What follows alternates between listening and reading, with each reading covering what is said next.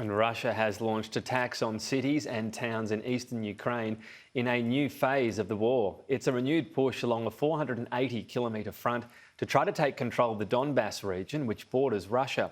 After failing to capture the capital, the capital of Kiev, Russia has now sent thousands of troops to the east. Towns and villages have been battered by artillery, including Pisky, just to the northwest of the Russian-held city of Donetsk, and that's where we find Sky News correspondent Mark Stone. Well, we're down inside the living quarters, the sleeping quarters here, right up on the Ukrainian front line.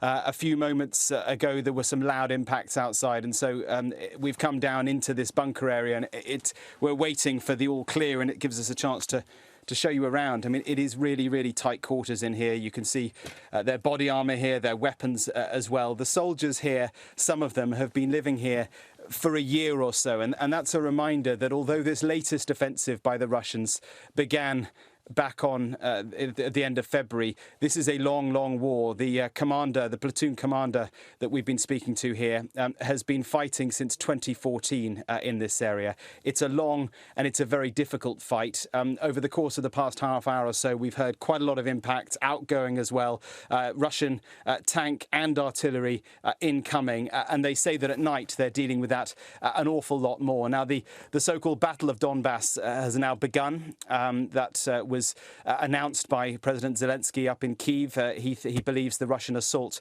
this new chapter in the war, has begun. And I think that what we will see, and certainly what the commanders are telling us here, is that over the course of the next few days, we will see an attempt by the Russians, both with their artillery from behind and their tanks further forward, to push as far forward as they can and join the dots. There are plenty of individual villages along this front line, Ukrainian villages. Many of the civilians have gone, but the Ukrainian military is dug in. The Russians will try and join those dots to push west, but they are, it's quite clear, going to meet a very fierce Ukrainian resistance.